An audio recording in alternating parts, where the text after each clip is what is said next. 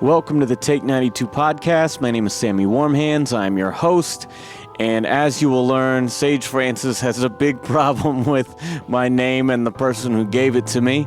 My guests today are Sage and B. Dolan. They are the Epic Beardmen. We're going to talk about their new album. This was supposed to be fun, and old days like Epitaph Records, Make Racists Afraid Again, and everything Epic Beardmen. Thanks for having us. Yeah, thanks for taking the time. I don't normally have notes, but having two guests at once, I decided I would actually jot something down. I don't know you guys that well, but you've both been generous with your time over the years, whether that's, B appearing on my new record. We did that Buckshot record. No, it's called Buttshot. Buttshot. Say the name right. I can change it if you want. The video hasn't come out yet. I think the first time I talked to Sage was when Idea passed. You were nice enough to kind of take the time to talk me through some of that. So yeah, I've always appreciated you guys being available, even though we're not from the same area. I did want to shout out a couple of mutual friends because Cass One introduced me to B. He's been a guest on the show. Pat Jensen, he's a good friend of mine. Yep. I had no idea that he had done. I wore my Sick to Death t-shirt. I didn't even know he made it until we had known each other for 2 years. Yeah, that's actually a unique design from him because that was painted. He doesn't often do actual paintings. He has different approaches to how he does his artwork, and a lot of it is digital based, but that one was originally a painting, so that's why it looks kind of, not his signature style as far as what most people see with Pat Jensen, because we do the SF Digi subsidiary label of Strange Famous. He does all the artwork, and it has a very distinct style. But that cover in particular is not of that source. So yeah, shout out Pat Jensen. He definitely does a little more cartoony kind of stuff sometimes. Yeah. Between that and the Prolific Buddy Peace record, there was stuff right. that I owned from him that I had no idea. By the time we met. So I think I knew him from an ECID record at that time. But, just super great guy. Yeah, we ran a monthly in Providence, and he did every flyer every month for a year. Damn. I was just cranking him out. He kills shit. Awesome. And many of them are good enough to be framed. Yeah. Do you have any of the originals? Yeah, I got some. I got the Neil Hamburger one and the Cool Keith one he did here. It was a cool series that we ran for a year here in Providence. Nice. And he was just the most reliable illustrator that, not many illustrators can turn stuff around that fast and consistently, where you could sign on for a year with them, and every month we're going to do a new design in this series. But, Pat Jensen, you the shit. Shout out. That's funny what you say about turnaround, though, because I hit him up one time and I was like, hey, I don't know if you're available, but I had this kind of last-minute thing come up. I got this flyer idea. Are you interested? And he goes, well, I'm getting married in 3 days, but what do you have? I was like, yeah, he's fast, nah, man, don't worry about it. He's like, no, I really want to see it, though. And I sent him this thing that we were going to base it on. It was kind of a parody of an old AFI record, and he looked at it and was like, I'll have it to you in 2 days. Yeah, man, Minnesota Fools are incredible. Yes. But yeah, I just wanted to shout out a couple friends there. Sage, I've been familiar with your music since the Napster days when Makeshift Patriot dropped. That was kind of the first time that I saw the correlation between, I'm a punk rock kid, and that was the first time I saw the correlation between punk rock and hip hop. Then of course you're dropping Minor Threat references, and it really kind of opened my eyes as to what was possible in hip hop. What's funny about the Makeshift Patriot song is it's the first song I ever released purposely for free as a digital download, and that was in 2001. But we released it for free on only one day, thinking that was going to be some kind of bait for people to find it elsewhere. But then Napster kind of was like, no, it's always free. Yeah. And it was a big lesson for what we do now in 2019. It's everything is free unless people decide to purposely purchase material or support artists through some other means, because like most people stream music these days. It doesn't matter if it's on a CD, tape, record, whatever. It's streamed for the most part. Yeah, I'm sure you have similar opinions on it as I do. It's not my favorite thing. Yeah, I mean, that's 18 years ago. That's crazy to think about. Yeah. Was it 18? Yeah, 2001. Yeah, well, pretty damn close. Yeah. I was going to ask about, like, I mean, Strange Famous, you've got a roster. I don't know what your infrastructure is like, but I mean, at this point, Massive. you know, you guys have been around for a long time. I was just curious as to how that evolved from being like, you know, the label, you know, literally the label, the image you put on your personal release and you put out your own stuff. You know, when did that turn into hiring people and signing artists? And I mean, how did that come about? Mainly it was just for me to put out my own material, but once I figured out the infrastructure and had the distributor and like various other parts that most people just don't have in place, I was like, I can't just have this for me. You know, like, I went through all the effort to have this for me, but other people should have this, so I'm gonna like seek out the material that can benefit from this. But we don't have a huge staff. We literally have one other person working with us. That's Storm Davis. Shout out to him. But like, you know, people like Pat Jensen, and there's like a lot of other people who are in the mix that just are not part of the daily struggle. Yeah. They're just, you know, they're outsourced. So, and I would say that all started in 2003 or 4, when we just started like taking on other projects and putting them into the system. And I was micromanaging every aspect of the label, and then eventually I had to like release myself from that, and I kind of am just overseeing things from time to time at this point. Yeah. So Storm Davis is really dealing with all the nuts and bolts of Strange Famous Records. I just think that is one of the best things you can do. You know, we've all had those mentors in our careers that, you know, saw something and gave us a little nudge, gave us a little spotlight, you know, something like that. And, you know, I think just paying it back is great when you finally have the resources to do that, you know? Yeah, I mean, it's not something I ever really was inspired to do. It just kind of fell into place the way it all worked out at the time, and I had no idea that the industry was going to change so rapidly and drastically over the years. Like from year to year, it just became impossible to figure out, but we're figuring it out as we go. Yeah. Me and Carnage were talking not long ago that, you know, it's really hard to make a career at this point in the underground and you know, make that your living. It's something I've been balancing for 20 years and never been able to do without some sort of other income. You know, and we were kind of saying, like, you know, he's able to do it, you're able to do it, and I feel like a lot of people who were part of that kind of underground boom in the late 90s to early 2000s a lot of them have been able to sustain that, versus many of the people who've kind of come up after the fact have had a harder time.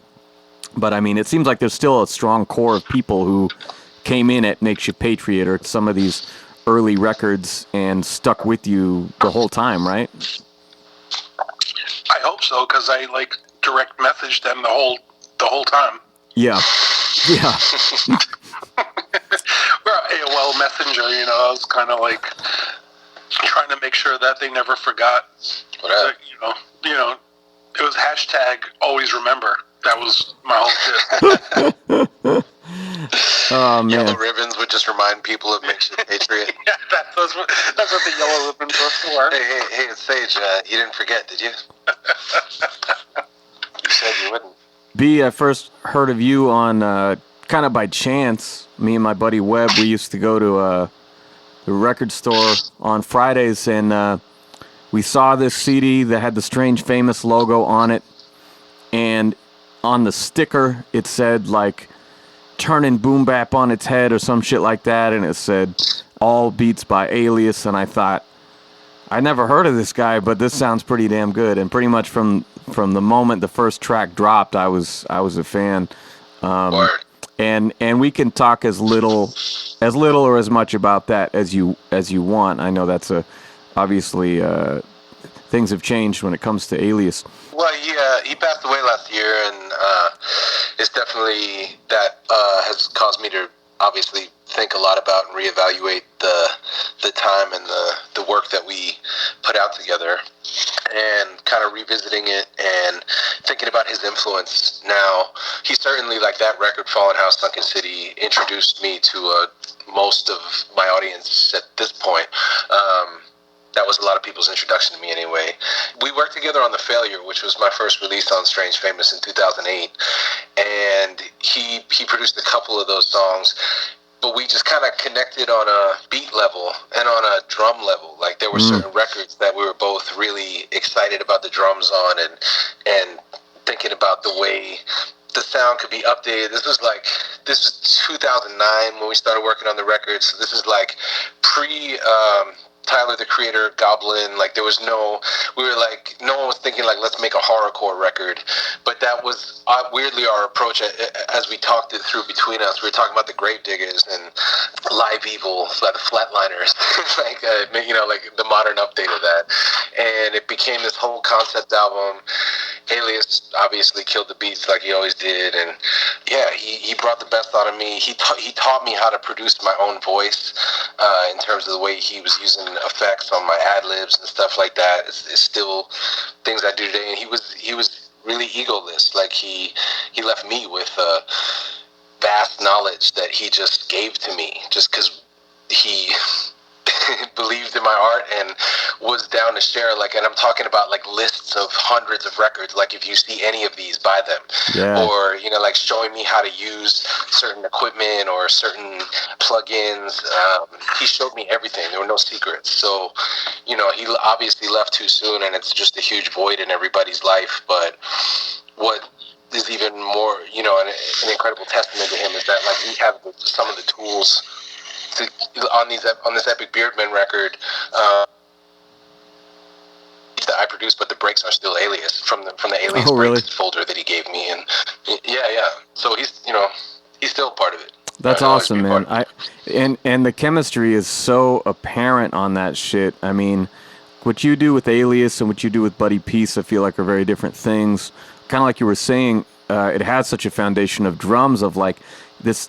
There's tracks that have this like, De La Soul, Paul's Boutique sort of energy to them, but it's like soaked in effects, and it's got bit crushers on, and it's just got all this crazy shit going on that it was definitely a huge influence on me and my group. I mean, because it wasn't just like, oh, I made these beats, I sent them to you, you rapped on them. Like, there's so many layers and shit going on. I mean, like, Reptilian Agenda is probably maybe the best example of, like, you guys just fucking going for broke. Yeah. I think we tried that on a couple different beats before it ended up on the one that it is currently on.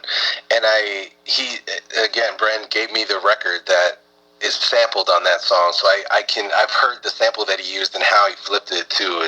That beat is really, really incredible, and the change ups are incredible too. Yeah, that's probably my favorite track sonically on that whole album. But lyrically, it got me in a lot of trouble, but yeah, sonically, still rock. So thanks. Well, you're still alive. I like when you reference that in another track too, where people asking me if the Reptilian Agenda was true. It's a frequently asked question. Yeah. Sage, one thing I wanted to ask you to kind of get the ancient stuff out of the way here. As I said, I was a big, and still am, punk dude. Being a fan from a couple years before this, when you got in with Epitaph, it was like you and Atmosphere and E&A. My mind was blown. Like, my two favorite things are conjoining. I mean, how did you and Brett come into each other's lives? I mean, that was such a foreign and awesome thing to me from the outside anyway, as a fan. Well, it wasn't Brett related. kind of was just a recipient of the understanding that Andy Calkin had. He was the president of Epitaph Records at the time. Okay. Brett owned it, but he was not highly active in these moves. And I feel like Andy was viewing the indie hip-hop scene and seeing how there were a lot of parallels between what happened with like the third wave of punk rock and what was happening with hip-hop at the time as far as DIY stuff goes, and how we were acquiring huge fan bases without corporate backing. And then they were like, man, these guys could sell a whole lot more records if they had access. Yeah. We are able to give that to them and let us figure out which ones to pick up and try to like make this work with. And I was one of those people, gratefully, because they did raise my profile in the public consciousness. Is probably a reason you even became aware of my material. A lot of people would not know of my music without that, and that's how that all happened. And that was I ended up working with Bad Religion. I ended up doing various punk rock tours with, Against Me and the Did you do Warped or anything like that? There was several. Yeah. There was several, but it was weird because it was like, yeah, here we are, we have a fan base, there's a lot of people out there who are willing to buy the music, but they can't get access to it.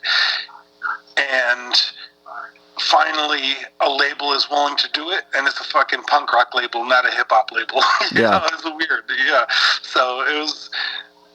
I've never felt like I was part of the hip hop sphere.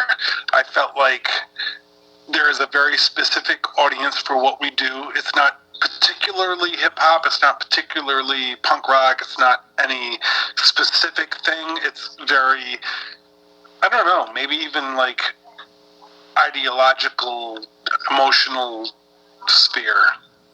I think there's a lot of weird crossover when it comes to underground music. But yeah, I also just have to ask about Let Them Eat War. You kind of mentioned that a little bit, but I was just driving with my wife the other night, and we had that album playing, and like my wife, who is not a hip hop fan, is like singing along to your verse in Let Them Eat War, and I was like, oh shit, I forgot, I have to ask about this. Like, what was your interaction with Bad Religion? Well, it's a very difficult question to answer. Okay, whatever you're comfortable with saying, because I'm a huge fan of theirs, and I am too, and I sat there. And that's a thing that shouldn't have worked, that totally worked too. Well, I'm glad it did, because we didn't want it to sound like a rock rap song. No. Like we didn't want it to be a metal rap thing or anything like that. But Brett was down with hip hop. He wanted to start incorporating stuff like that. I don't think anyone else in the band was interested. Yeah. And they don't really even credit me on that song. Like, most people are surprised. I find a lot of people are like really surprised after the fact. They're like, oh my god, that's Sage on that song. And then when they perform it live, if you go on YouTube, you will see, if you search Let Them Eat War on YouTube, you will see a lot of random people performing the song. Yeah, it's usually their tour mates. Like, I have a DVD of them from, I don't know, a number of years ago, and Tim from Rise Against does your part. which, as much as I love him, did not quite have the rhythm to pull it off. I've never seen a version of the live version that really locks it in, and I feel like they don't understand how rap works. Yeah. Like, the band itself is like, oh, anyone can just come up and just say words, Like, fuck you. They've never asked me to do it live. They've never, it was a reptilian trap, man. It was like, the whole shit was a trap. I never heard of this Bad Religion band, and I like hip-hop, all right? And I think some punk rock dudes trapped you in a band, trapped you in a room, got you to write them some dope rap lyrics, and now they're just like flagellating. Is that the right word? Where you just publicly. I don't know. I will tell you this. I'll tell you this. I recorded the verse in Brett's kid's room on Beverly Hills, overlooking like the most beautiful setting, and I was like, "This is the fakest shit I ever seen in my life." Punk rock. Well, all I know is every time I see them live and they play that song, I'm like trying to jump the rail and fucking like, let me fucking. No, I mean, I wish they'd get like if they asked me to like do it live, I would love it. It's not a like long verse. It's a, what? Yeah. It's not even. It's like an 8 or something. Bars. It's probably 8 bars. Yeah. I would do that shit. But also, look, it's just talking. Anyone can do it, right? Seriously, I can go up there and talk. That's what they said at their band meeting. They literally had interns at Epitaph doing the verse on live shows. Like interns that I knew, and like they hate rap. They hate the culture. But they it was knew a trap. They knew it could sell, so that's what happened. But I also did a verse with Rancid. Wait. When I was first working with Epitaph. On what record? And it was never released. I did a verse with Rancid. Brett was producing the song. I went into the studio. They were like, "This could use a rap verse." I went to a car to be by myself. I wrote, like, this is not how I work. I don't like just writing on the spot, but I did. I don't either. I was like, this is a very unique circumstance. I'm going to do this. So I went to the car, wrote a verse, went back to the studio, recorded the verse. Brett looked at me after I recorded it. We listened to it back. He looked at me. He was like, "That's fat." and I laughed because I thought he was funny. I thought he was being funny. That's a weird thing to say. Yeah. Even back then, it was like, no one says that's fat. It's just weird. So, whatever. But I feel like it was too... The verse was not hardcore. It was like very vulnerable lyric type shit. So it never saw the light of day. But it sits in a vault somewhere, and someday it might be released. I don't know. I got mutual friends. I need to send them to bother Tim to find this track. That's fucking amazing, man. Like, yeah, it's in the vault. And Prince was there. Yeah. Prince produced it. He sat there. He gave me like a little. Like he had a rock. He had rocks on his necklace. There was a rock. It's not a rock, but it's like a mineral substance. It has properties. Whatever. But he didn't care about rap either. He was very upset at Brother Ali for saying a fuck word on the song. So one thing that you guys addressed on the House of Bees record was the comparison between the two of you. And I think that it's interesting because when I first heard the Fallen House Sunken City record, I was like, this sounds like if Sage was more of a boom bap old school, flow kind of guy. And you had this, I wrote it down, but this part on 100 bars for SFR. Where B says, "Quit saying I sound like Sage, stupid. I sound like the Wu did before the double LP and all this, and that's a real motherfucking well-rounded MC." Like that whole passage I thought was great, and hearing you guys together from Too Bad all the way up till now, I think it's never more apparent how you guys complement each other but are very different. We also have a tendency now, having gotten in the groove of writing a lot of songs together in the course of our careers of like, there's just an understood, like, if he goes that way, I go this way. Yep. And vice versa, which is part of the fun of being in a group, because you can go entirely one way and know that somebody else will do some other shit, Like, you can't tell me shit. That's some other shit, yeah. But yeah, I mean, I feel like with Sage, you use a lot of secondary voices, almost like Biggie does, where you'll jump on another track a lot, doing a lot of layering, whereas I feel like B is a lot more just riding the drum beat, spitting nonstop. Just if I was to generalize the two styles, and I think it's cool to be able to have that. That's a wonderful reference. Honestly, I've never heard it before, but it's totally true, and it also stems from the influence I got from Slick Rick, who wrote in different voices. And Yeah.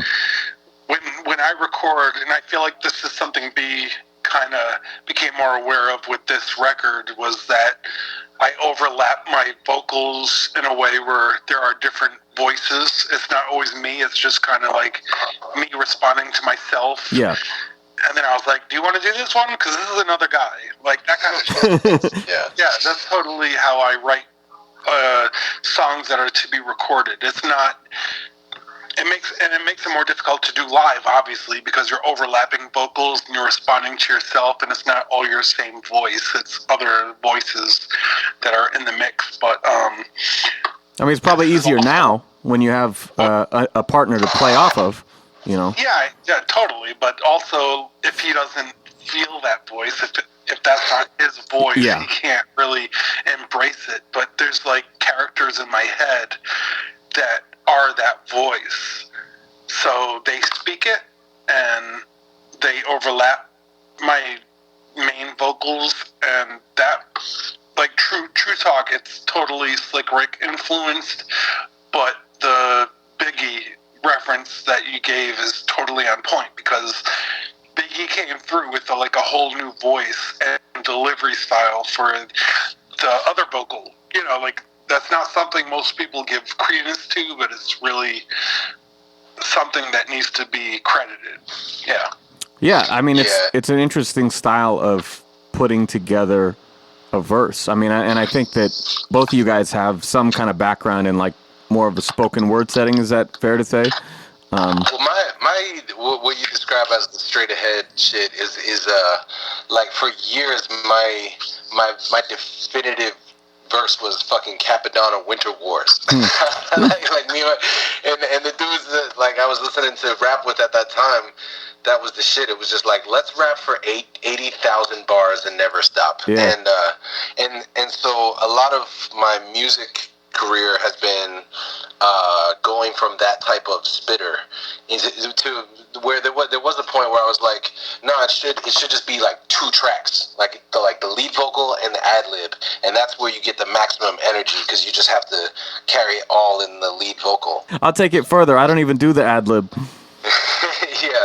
Yeah, I've come to appreciate the ad lib more, and I've come to appreciate stopping more. That's the result of, like, what's changed from, like, probably Fallen House to now, is that especially the more I nerd out on the music half, the more I'm listening to the other instruments. And when you say, like, drum bass, it is like my verses generally start with like scatting, freestyling, whatever the fuck, and like cadences and record, you know, and then, like, from there the lines kind of evolve, and the patterns start to form and stuff. But yeah, and then the other half of my influence was, like, fucking fucked up cassette dubs and Outkast early on. Like, Stankonia was my shit though. Like, and the pitched up and down and the distorted vocals and the shit that the Dungeon family was doing, and even some of the things that, like, back in the day I was playing for friends and being like, how do they get this sound? And my friends would look at me and be like, oh, that's a live piano, man. That's not a sample. That's why you like that. That's a live piano. That, like, took, you know, whatever, a fucking decade and a half in the studio before, like, this record is the first time I feel like some of those production goals have come full circle and been met. And yeah, I'm leaving more room these days. I'm stopping. And I had to layer vocals just to sit next to Francis correctly on the beats. So yeah, I did. I learned a lot. I think that no matter who you work with, if you do a project on this kind of level where you're making an entire collaborative record, you know, you're going to have to adapt, and it's probably going to give you some new tools for your toolbox. You know, I've done a couple records with a guy named Ogar Burl. He uses so much negative space. He has more like a Tame One sort of, like, he pauses a lot to really emphasize the lines. And that was something that when he was doing that, I'd be going off crazy. And then on our second record, he started doing more complex patterns and faster shit. And so then I'm having to learn to reel it in and take a breath and the most important thing I learned from that was the revision process and going through and taking out all the extra little one-syllable words of the ands and cuz and you and he and whatever. Taking out those words can actually give your lines more gravity, and that's something I wouldn't have learned without having to adjust to another guy's style, Yeah, that's the type of shit you start doing when you perform it live anyway. Exactly, when you're trying to get the breath right. Everything changes when you do it live, and this is something like that haunts my life from day to day, because I know we're about to go on tour. I'm like, how are we going to do these songs live? The breath control, who's going to handle certain lines. But it's funny you mentioned Tame One, because I'm going to go back to 93, maybe 94. I won a contest, and then I was able to open up the artifacts, and this was in bum shit, Boston somewhere, and we got a signed poster from them and an artifacts marker, because they were tagging up shit everywhere and blah blah blah. But it was this is how far our shit has gone. It's artifacts were awesome. Wrong side of the tracks. That was the joint. Yeah, wrong side of the tracks. That was the shit that was popping off at the time, and that's how we opened up for them. Not me and B, but I was doing shit with random motherfuckers back then. And it's crazy. They're still doing shit, and we are too. Yeah, it's awesome, man. I think that none of us, probably our lives don't turn out the way that we expect, and our careers go a little differently than we think. But the fact that we're even having this conversation is just it's great. And we made a song with Blue Raspberry, Sam. Yeah. Blue Raspberry is on the Epic Beardman record. I mean, I didn't even know who Raspberry was, despite the fact that I heard her voice on the Wu-Tang albums. I don't know who the fuck it is, but now I know. Now I know. Well, you mentioned that back in the day you were doing some other collaborations. One of the last things I have to ask about pre-Epic Beardman was I was a big fan of the Non-Profits, the stuff that you did with Joe Beats. I was lucky enough to do a few tracks with him when I first went solo a while back, and that, as far as I'm aware, Hope was the only LP you guys did. Is that right? I know you had some singles and stuff, but I mean, yeah, I gave him the free pass to do whatever he wanted after that. What happened?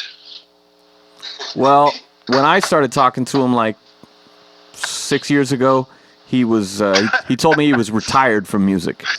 Yeah, okay, that's cool. Well, I said, do what you can with others, see what happens. Music is a lot more than just being creative. It has a lot to do with what you can actually work out with people, and it's not just about Joe B's, but this is about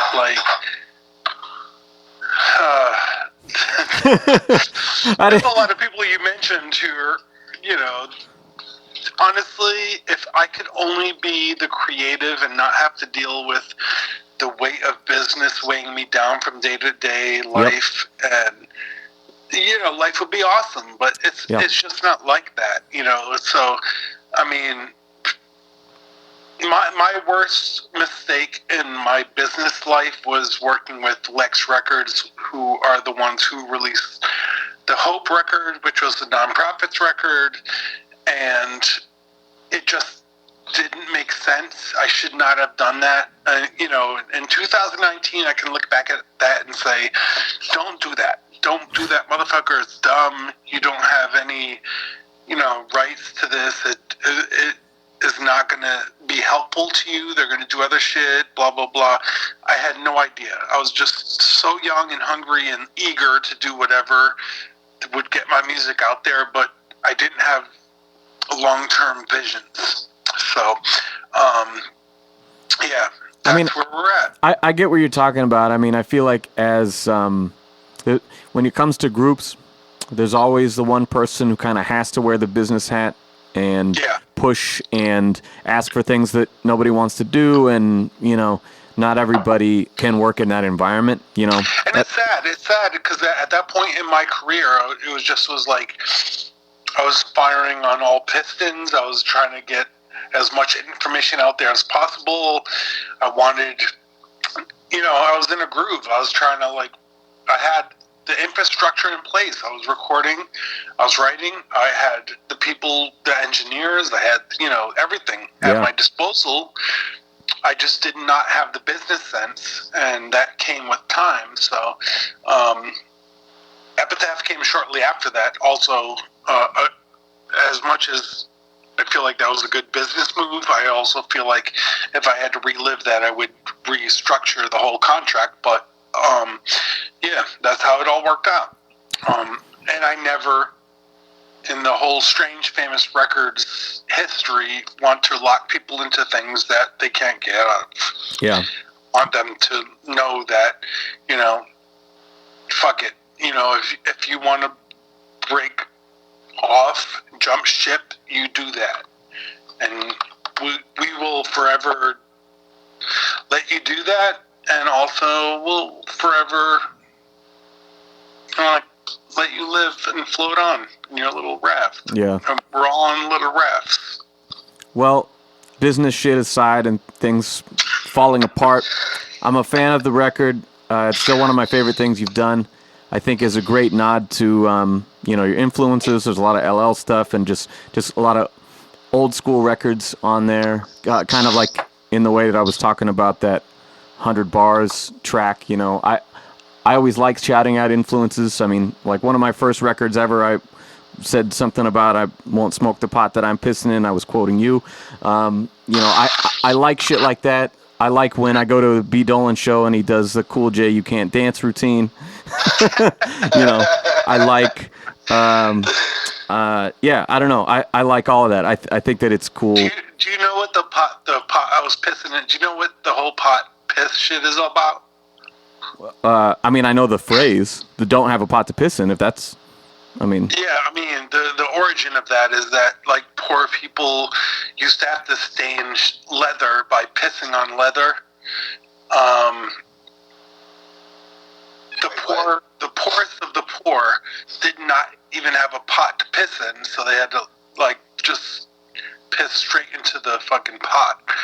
But, no, not the pot, but onto the leather. I'm just saying, the pot to piss in thing is a weird, It was the pot. Some people had pots, some people didn't, but I'm smoking pot right now. That's what I'm getting. See, I took more from the, I just appreciated that it was a rapper saying a straight edge line.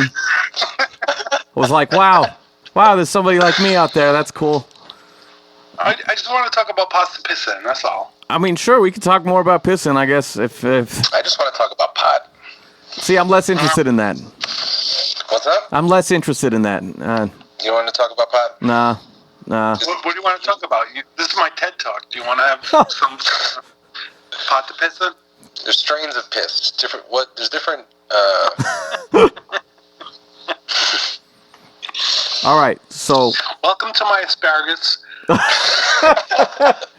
What this is asparagus piss wax. It's a wax that we form out of the piss, and it tastes just like asparagus. It will knock you unconscious immediately. Listen, you're going to smell me for the next week. Asparagus piss will be the last thing you smell. It's fucking always hard interviewing two people. It's like you don't even know that asparagus makes your piss smell weird. Look at you, Sammy Warm Hands. I mean, I'm aware of it, but to be honest, I don't spend much time in the produce section. I don't eat very well. How are you going to call yourself Warm Hands and not know about asparagus piss? Well, if you must know, somebody called me that because they pushed me while I was at the urinal and I pissed on myself, and they nicknamed me that. And I said, well, fuck you, I'll just call myself that, and then it won't, you can't embarrass me. So that's... And then, Johnny Cash gave you the finger behind your head. Yeah, right there. Here, I got another Cash record right here. Yeah. There we go. Yeah. Love it. I love it. All right, last thing before we get to the epic beard shit. We start getting weird at this part of the podcast because not a lot of people listen to the end, Dude, that's fine. At acting the fuck up Like, around the end. So, last thing I want to ask about in terms of solo shit was Make Racists Afraid Again. Yeah. I think that you know, like when Film the Police and Which Side Are You On, and I think that's an important part of your body of work and who you are as an artist. And if I can get a little personal for a second, right now I'm going through some shit that's like a friend shows their true colors shit. I see somebody that I've known for years. They share this meme. There's a person who's like very likes to push buttons, likes to be edgy. You know, I like shock humor. I'm a big fan of stand-up and filthy rappers and shit. But I saw this meme and it was like, oh, that seems kind of racist. And then it had a hashtag on it that was like racist jokes. And I was like, that doesn't sit right with me. And so I started poking around the person's profile and I found video of him saying, like, just dropping the N-word and telling racist jokes in a way to, like, they think it's just like edgy comedy, you know. And I had to call him. We had like an hour and a half phone call. I was like, yo, this is not fucking, you're not Don Rickles here, buddy. This is not George Carlin. Like this is fucking out of line. I'm trying to give you some perspective if this is the kind of shit that you're talking behind closed doors, you know. But like, I'm just curious, like, I mean, since you started pushing that out there on the merch and taking a stand in this fucking time we're in, I mean, have you had to sever relationships in the same way and go, oh man, I can't believe this person I've known all this time really thinks like that, or really thinks saying this shit is cool? Like, yeah, for sure. I mean, that's unfortunately that's kind of always been a part of where we live and come from. Sort of the nature of where we grew up and who our families are, even, and now, you know, the families we married into. Yep. And so yeah, like people around us certainly I've seen like alienate themselves. A lot of Fox News viewers in my life who I watch go deeper and deeper into these kind of cocoons of like fear and anger and kind of slide off the scale. I think social media has done that to a lot of people's lives too, where you suddenly see like the inner ideology of every single person that you've casually known around you. yeah. And yeah, it's been an interesting period of activism and awareness. Before Film the Police, my first protest was the Amadou Diallo shooting in New York. He was shot 41 times and he was unarmed. And then 9/11 and all that stuff, the Bush years, all those protests, and where it's come to now. Film the Police was a moment after the Oscar Grant thing where a lot of people captured it on their phones. Yeah. And I was talking to Cop Watch activists from Massachusetts about how they were training people to set up cameras in their windows and record the police when they were in the neighborhood, in districts where they were harassing people and stuff. And so that's how Film the Police came about, which in that wave of smartphones and Black Lives Matter came next after that, Occupy Wall Street, and where it's kind of ended up now. Yeah, it's a funny moment. It's a strange moment. A lot of things have been brought like right to the surface by all this awareness and all this pointing light and attention at things. A lot of things are no longer subtle or hidden and are just right out front. So, you know, motherfuckers will put the hat on, the Klan's not even wearing hoods, and Now the KKK is wearing 3-piece suits. yeah. So it's the time to, you know, like look people dead in the face and say, okay, this is who you are.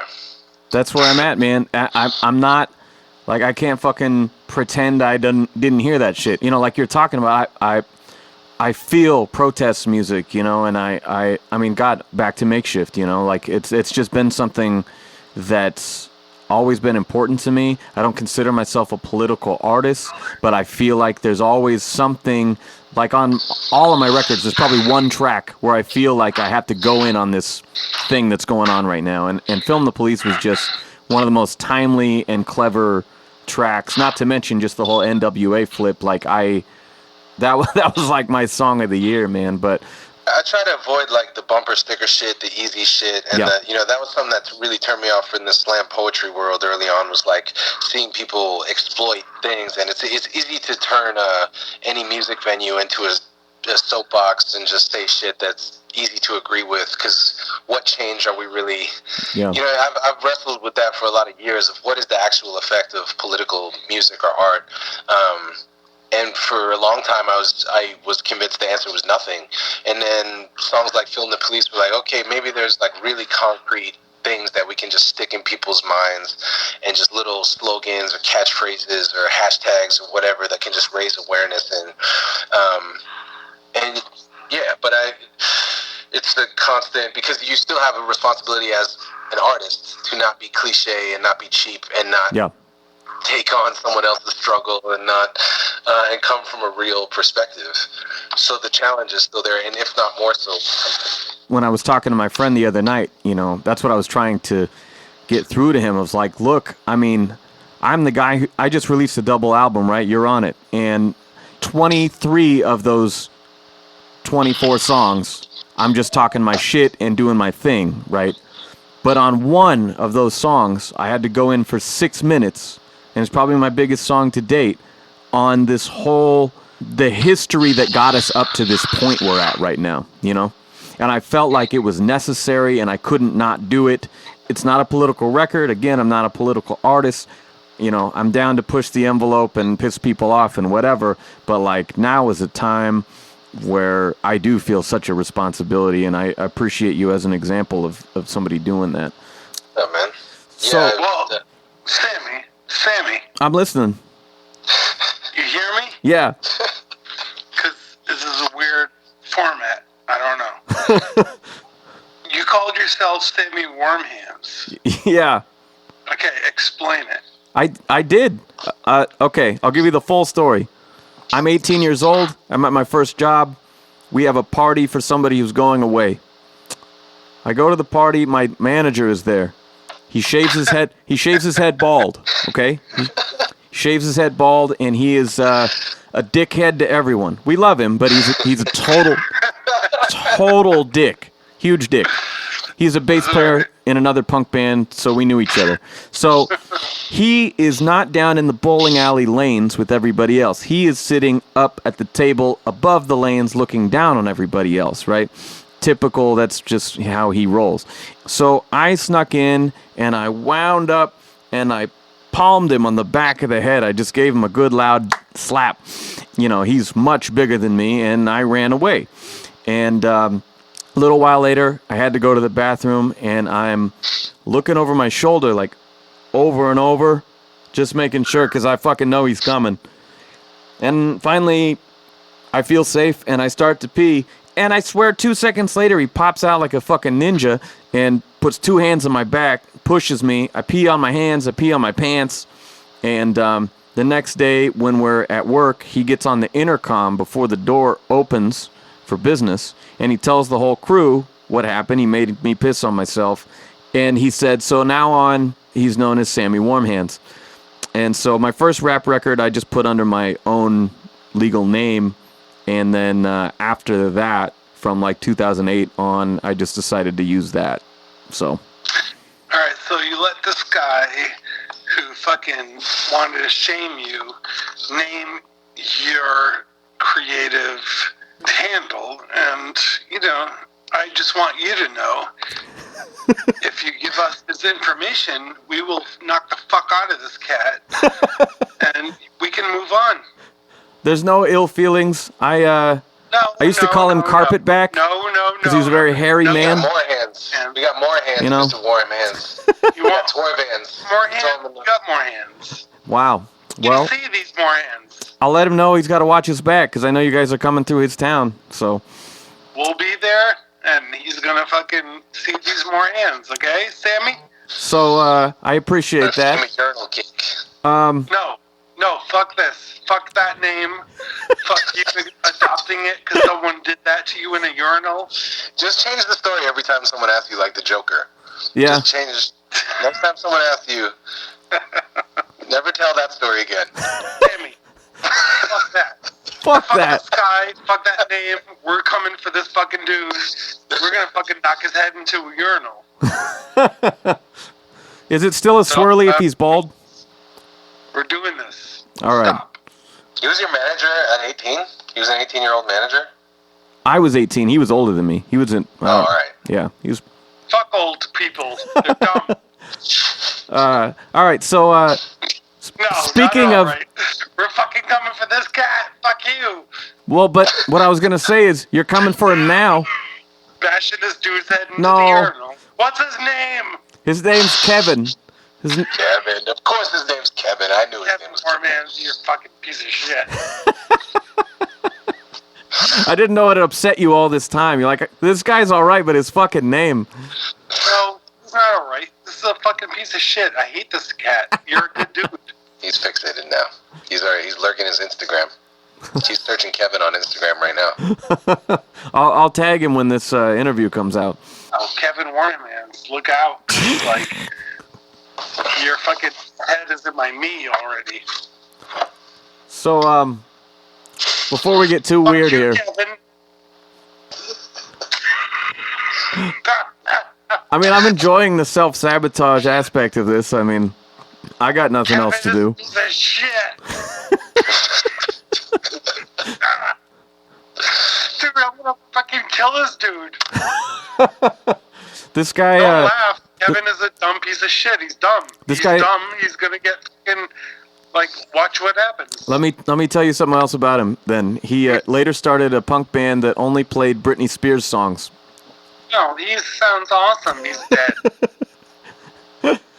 All right, so season 1, we went from Too Bad. We went from the occasional mixtape track to making this a full-on thing. Fuck Kevin, sending you to heaven. Why the hell you stepping? To my man. Fuck you, Reverend. If you guys want to make a diss track, I mean, I'm down. Let's start making this track. This cat. Let's He gave you this fucking name, Sammy Warm Hands. I'm gonna fucking dead this dude.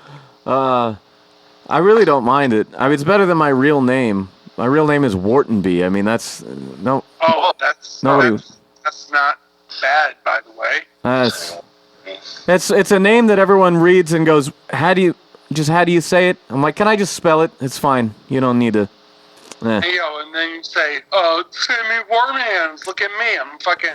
I have a fucking very curious past." See, I relate more to my piss joke name than to my real name, honestly. Well, that's because you're fucking dead inside. We talked a lot about piss. Fair on enough. this podcast. Fair enough. I know. I'm just saying, it's not a bad name. I like it. Oh, now you like it? See, I was under a different impression the last 10 minutes. I like He just wants to fight Kevin. He just needs a place to put his anger, and right now that's Kevin. And does Kevin deserve it? Yes, probably. But you're gonna be the new Kevin tomorrow. You know what I mean? Does it make you feel? Kevin will marry his go home to Mrs. Kevin, and their fucking 8 Kevin kids. If there's a Mrs. Kevin, Yeah. I'm gonna be very upset. Yeah, he's been married a long time. Mm-hmm. No, I can't deal with that. He's got a minivan. Can I? No. What, No. Will it make you feel any better if I tell you that around the same time when we worked together, he used to do shit like, go get me a soda and like not pay me back. And so one time he did this, and right before I got in the store, I blew my nose in his straw. And then, and then I handed it to him, and then he drank it. And then I said, does it taste good? Because I just blew my nose in your straw. And he wanted to punch me, but he didn't. And I said, that's for the pissing thing. So, you know, You had a real intense situation going on with Kevin for quite a while. He was like your nemesis. I mean, like Would you say he was your nemesis? 15 years ago, maybe? All right. Workplace rivalry. 15 years ago, but there you are with your Sammy Warm Hands name, because Kevin, fuck Kevin. Where's Kevin at now? How's Kevin doing? There you go. Sammy Warm Hands. Stuck with it. Fuck Kevin. I don't care about fucking Sammy Warm Hands. Right now, Kevin, let's talk about Kevin. We're not on Kevin's podcast right now. I know that. Yeah, that's Fuck true. Kevin. That's true. Kevin is a piece of shit. Can I ask you about season 1? Am I allowed? Sure. What do you want to know? Season 1 of your life is Kevin. I'll tell you. that record. All right. How about this? Fuck that. This was supposed to be fun. All right. The title of the record, when I first heard it, I read it in a different tone because I just saw the album cover, and I was like, this was supposed to be fun. I know you guys both suffered some personal losses last year, and I was like, I know the album was supposed to come out last year, and I thought, maybe this was in reference to some of the shit you've gone through, and then I listened to the first track, and I was like, maybe they just want to fuck around. You talking about Hedges? No. The opening track, Hours and Minutes. Hours and Minutes, yeah. Oh, right. Okay, so you heard the whole record, yeah. Yeah. Yeah, I mean, we kind of go back and forth. I mean, we like the title because it can be read a couple ways like that. It works a couple ways. And, yeah, it encompasses a couple big and small themes of the process and the actual topics we're covering on the album. We talk about fun. We try to experience fun. We observe fun. We drive past it. Did the art have anything to do with Sunken City? I mean, it literally is like a sunken city. No, I mean the original title was supposed to be Kevin, and B was like, "What the hell does that mean?" I was like, "Man, you're gonna know when we talk to fucking Sammy Warm Hands." And then he was like, "Well, no one else is gonna know that, so let's call it something else." It was like, okay, this is supposed to be fun. I was like, all right, cool. Sammy Warm Hands is fun. That makes sense. That's good. But, like, we're in the post-apocalyptic USA, but it's probably not just the US. It's a world problem. But we want to have fun during this disaster of our existence, and this... Yeah. We're going out with a bang. Desert of our fucking lives, Yeah. Well, B knows more about it than me because I'm just like, whatever you say, I'm good with that. Well, I like the record a lot. Like I said, from House of Bees 2, I think that was the first time you guys did a Beardman track with Too Bad. I've been looking forward to more shit from the group, and season 1 was good. It was short. This one... What? Are you serious? What? Sure. Season 1? Yeah. It was 8. I mean, if he's been listening since 2012, to a lot of people, those songs Season were 1's new. not short. This shit is like, that's almost full LP. Well, yeah, it is. But I already had all the bonus tracks. He's an original. I will say, though, the fact that having Too Bad and some of the older tracks at the end of the record, I felt was a great decision, because I listened to full-length albums a lot more than I listened to mixtapes. So having all that shit in one place was awesome. But yeah, the new record, it covers so much ground. I mean, it is a very boom bap record, but there's weird 8-bit sounds, there's metal, guitar samples. I mean, there's all kinds of shit. Was that a goal to try and experiment and fuck around and just see how crazy we could get with some of this shit, or did it just kind of happen as it came? It was like, go ahead. No, I was going to say, because I'm going to let you take it from here, but it's not sample-based. B, kind of took on how to make these sounds more authentic with actual instrumentalists in the studio. I think it ended up that way probably out of backwards invention or necessity or something. We started with a whole bunch of demos, and then when we looked at the LP, they either involved a sample that we couldn't clear, or something or a beat that couldn't be used, or there were no stems for it, or any number of reasons that we had to just reconstruct beats, or kind of work in a situation where we had the lyrics and the hook but didn't have the beat. So which is a weird way to sort of reverse engineer stuff. But a couple of these songs were made like that. So some of these are kind of remixes. Almost, yeah. I mean, from the demo, there was in the way that there was never a finished demo. It was just a start of an idea that then the beat had to be made for. And in one case, the song Shin Splints, where it was this really elaborate idea where we're like, okay, it's going to speed up in tempo, and then it's going to slow down, and then it's going to speed up again.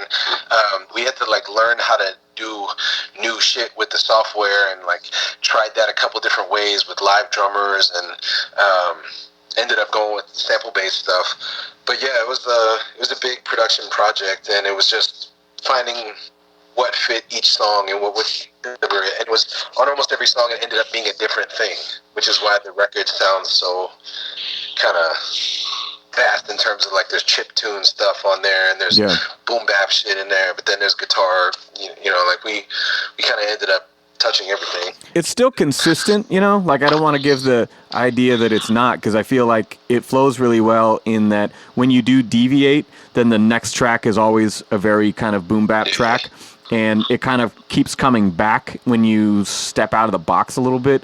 Yeah, it's organized around the drums and soul samples and funk samples too, which is more of an Epic Beardman sound distinct from both of our solo projects, where some of the stuff we're even sampling is specific to the Epic Beardman at this point, and the like feel of what we like to perform together. Yeah, I can totally feel that. I mean, just the opening seconds of the record when that first beat drops, and that I don't know if it's a piano bass line or what in Hours and Minutes, but like, holy fuck. Like, that was a Reanimator beat. Man, he knocked it out of the park with that shit, and it just like from the first couple bars, it's just like, okay, this is gonna be fun. And you know, I like when you dropped into the whole License to Ill, Straight Outta Compton sort of thing for the Slugs verse. It kind of had that little breakdown in Pistol Dave. I'm glad you brought up Shin Splints, because I was wondering how a track like that even comes to exist. I mean, it had to have been a concept first. There's no way you didn't have all that crazy music arranged, right?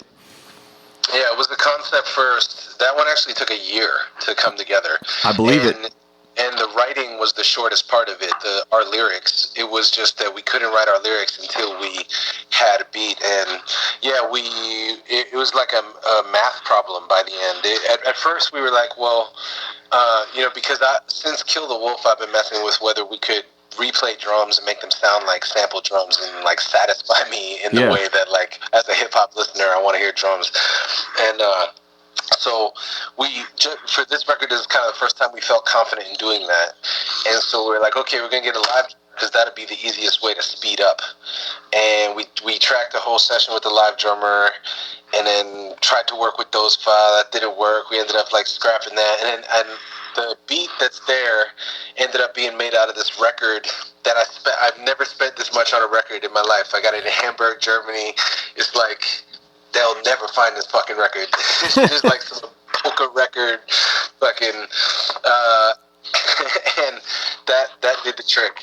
But yeah, that beat took a fucking year. And it was just like figuring how long it was going to be, what the slow tempo, where the fast tempo, how to draw the curve and all that shit. And yeah. I think that track is just masterful. I mean, it's very like in the school of Black Alicious or Freestyle Fellowship or something like that. I mean, that is a curveball kind of track that a listener like me really appreciates. I mean, that I could tell how much time that took, you know. To be clear, the concept came about almost 10 years ago, because we were running through some kind of airport in Europe, and B was like, had to take a fucking time out because of shin splint. I was like, what the fuck are shin splints? What the fuck's going on? Fucking, that's what happened. I was like, shin splints? All right. That's funny. I'm going to have to fucking like run to this terminal right now, and you can meet me later. But I mean, in terms of like, okay, guys, I've got this topic, you know, I got this crazy idea for this song. Like, I feel like it's so hard to do something like that and not come off as like gimmicky. Maybe to do a song like that was totally serious would be over the top, but with the tone that it has. I mean, the level of dedication to do some dumb shit like this for a year, it's like it could only be worth it in the way that it's us realizing a joke we've had between each other for 10 years. Yeah. It's like this fucking shin splints joke of every time like we have to run, like, fuck, you know, shit, man, we should make that shin split song. We should make that as we like running through the fucking airport laughing. And yeah, it was a labor of love. It might be, you know, it contains a lot of our real airport interactions also. It just, Did you have to throw away your beard oil? No, never my beard oil, but my body wash. I bring body wash back from the UK. Oh. They got this minty body wash that just makes your balls tingle. It's so good. Stop. That's a good shit. You'll have to write that one down for me. I think it's called Main Source. No, fresh. No. I'm not telling you what it is. I wanted to appreciate the Friends reference at the end, because I thought for the longest time I don't know, the only one I had heard anyway to reference a Friends episode was me. I don't really watch Friends. I mean, I've seen probably every Friends episode because they've been on my, on a TV somewhere my whole life. But nah, I don't really. I thought it was funny. No, it was a good line. It was a good line. Thanks. There was a couple songs I felt like were on some classic Epic Beardman shit, like Take a Break, Chill Is Gone. Felt like some of those could have come right off season 1 or one of those early mixtapes. Like they just dirty break beats and up-tempo shit. Like Take a Break in particular is just funky as fuck, man. Like it's gonna be fun live. Vodka's coming on tour. Yeah, I'm not sure. I'm hoping, because you guys had to take a day off instead of playing My Town, But is that before the 420 show in Portland? Yeah, you're doing that one. I tried to get you at 421 here, but you guys needed a nap or something, so I'll do that. I'll try to drive 100 miles to go see you. You don't take naps. So you're just taking a nap right now. Yeah, did we lose him? Absolutely. Yep. I'm sorry. Do you need to talk about Kevin? Are you just sitting over there like, is it boiling up? Dog, Kevin, I'm gonna fucking ruin this dude's life. I hate this cat. I'm sorry I've upset you so much. Fuck Kevin. Fuck everybody with the Kevin haircut. The Kevin haircut is just shaved bald. Because we don't know his last name, and we can't say his name probably. I'll say his name. The same haircut. I'll say his name is Kevin Cameron. Stop. I fucking love that you fucking secretly are trying to fucking ruin this cat's life. His name's in print in my book, so it's not like I haven't talked shit about him before. Your big fucking book, and that's in fucking. That's on merch tables everywhere. Dog, Kevin Cameron's done with. You understand that right now? If he was listening to this now, what would you want to say to him? Listen, he's going to hear this, Kevin Cameron, from the big bookstore that I bought fucking Sammy Warm Hands book from. Well, watch what happens, because I know how to, ruin lives like that. I like the way you took that promo. That was good. Sorry, who was the dude that used to rock with The Undertaker? Paul Bearer? Yeah, Paul Bearer. Yeah, I got very Paul Bearer at the end. Paul Bearer, I'm fucking calling Paul Bearer. Well, hey, it goes with your real name, huh? So. Man, Sam, fuck Kevin. Fuck this cat. Fuck this dude.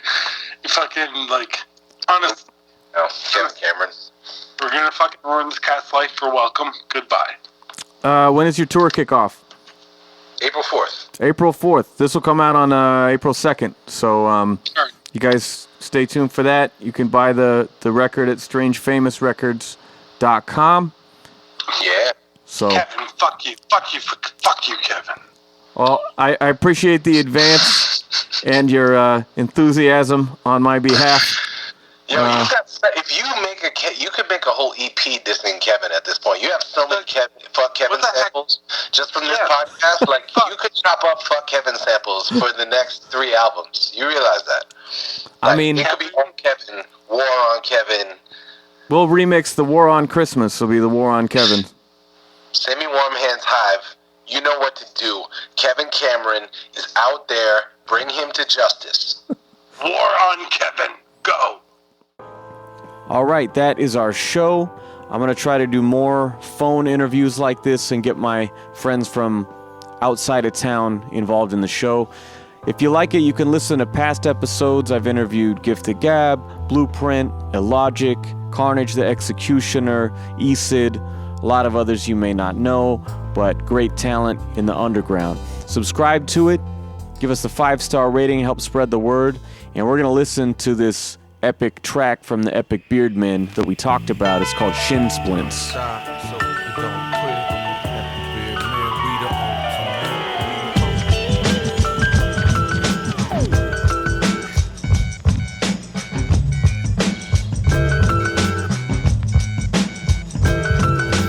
Fading back from black on the mattress in Hackensack. We in Jersey, birds chirping trees, it hurts to breathe. Surgically, reconstruct last night's blurry scenes. Urgency, quiet kinda worries me. You ever get that feeling like you gotta be somewhere? Yes. Now I'm creeping down the stairs in my underwear. Okay, my phone was in the microwave with 3% left. Displayed 30 missed calls, voicemails, it's so let me check. Hey B, just checking to see if you're up. If the early flight to Europe, word up.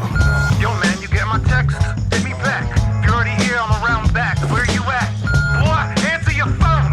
It's check-in time. This is the second time. That's why we're supposed to do this ahead of time. It's packed with people here, so I'ma step in line, skip ahead, counter 9. Shin splits. Shin splits. Shin splits. Come on, we gotta go. Had to fix a flat tire with a gypsy cab driver doing 60 in the breakdown lane. Hit a divider, no, that's not the kind of mileage that I'm known to embrace. I told him take us to war pace, I'm trying to fold space. When I hopped out the Taurus, no bull, he disappeared in a pink fake cloud. I'm a generous critic, had to give it 4 stars. I was begging forgiveness, Sage's waiting at the door like You are late. My bad. So late. Sir, your bag is overweight. Alright, start dumping shit. Now we gotta go to the gate. I'm out of space, got a couple things here that you can take. No way. Come Throw on. the beard essential oils in the Why trash. you mad? Get the vinyl out the carry-on and we can make the dash. We just need the instrumentals and our merch to sell. Gotta travel lightly or your legs will hurt like hell. Shin splits. I'm in the passing lane. Shin splits. Even if the car's stolen, shit splits. Time to take flight. Made it to security and you already know the TSA was putting on a hell of a show. It's no liquids, aerosols, gel, cream. Quick, here we go. Line up with the screen. I was trying to be discreet when they pulled me out of line. 10 minutes before my final check-in time. Realized when I saw the vape juice that they had, I grabbed the wrong bag out the back of the cab. Fucking leave it all behind, we're a terminal away. And right about then they announced our delay. Nice. Yeah, man, what's this? This is fun. Finally. Yeah, man. Let's see what this lounge is all about. Should we A, walk right on over to the freebie? Ask for the code to the Wi-Fi. Tell him that we need our feet rubbed. Well, the answer is D. All of the above. I'm lying vertical with fangs inserted in my veins for optimal hydration. Now they're serving us drinks. I had this murderous rage, but it's all melting away. I could get used to this. Yeah, we're in the Admiral's Lounge. Admiral's Lounge. Yo, Sage, we gotta turn for change. We gotta go, son, we're late again. Shit splits. Shit splits.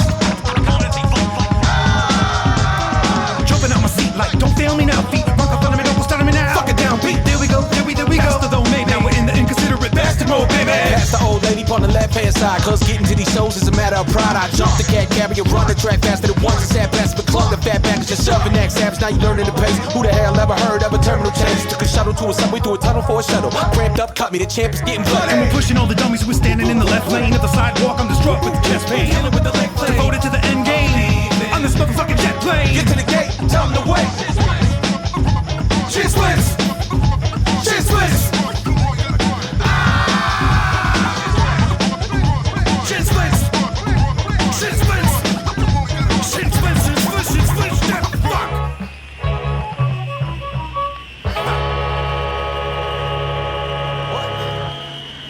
So they're saying the flight is tomorrow. Of course. Jeez. Yeah. As the plane leaves the earth, Epic Beardman shit. Fuck Kevin. Good night. All right, I couldn't resist. If you're new to the show, I'm really excited about this track. It's from my new album, Figures of Speech, Sammy Warm Hands featuring B. Dolan. Nothing's gonna stop me, I'm stalking and stomping, topping every past time you saw me hawking every last copy. Not being cocky and knocking your hobby, but I'm the blinking beacon that's peeking out of the top of your stocking. The path to Providence is all of this. Look at me, Booker producer basis, more faces than Booker B. You're basically out of your league, face basic friends. I never strayed for the safest of chasing basic trends. They're facing pages, eviscerating the stage, and then pay the mind of plagiarizers, say goodbye, erasing them. Take them to task, not a patient or complacent guy. Put them on blast, now they quiet like the Haitian guy. Amazing I've been here long enough to write this song. Stayed alive, never thought I'd make it quite this long. Never thought I'd face a fight this strong. But fuck it, I'm climbing the summit till I right this wrong. Grinding.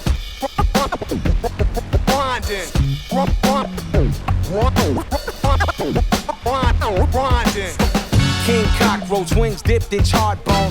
Ratchet of rappers, apocalyptic, bizarre flows. Actions to scatter the fall winds and to start to grow. Invasive species and weeds that'll make the garden show. Step out the cloud of smoke and freestyle your horoscope. I'm hungry after hibernation, y'all do not provoke. People always want to touch the bear to give the bear a poke. See if I'm still aggy as the fatty from them years ago. So they try to trap me into acting like an animal, till they catch a slap and throw a tantrum at their nearest show. You feel this thing? I'm not a thing you can own. My public record's fucking bedlam, disposition is known. Don't rewind me to the past to hear me speak about the dead. When I'm standing in your presence as a monument to them. Excellency in the cadence, execution with the pen. Every verse is dedicated, revolutions in the wind. Residency on your playlist, but your favorite's not your friend. Don't confuse me with your partner, cause relationships can end. Co-produce your disc record if you feel you can offend. Anyhow, where, when, it's them epic bears. Heard you didn't like the group, cause they had a funny name. We just letting off some steam, you just sleeping on some game. I see everything and never blink. Set the record straight, told Sammy I'll be late. He said fuck it, let him wait.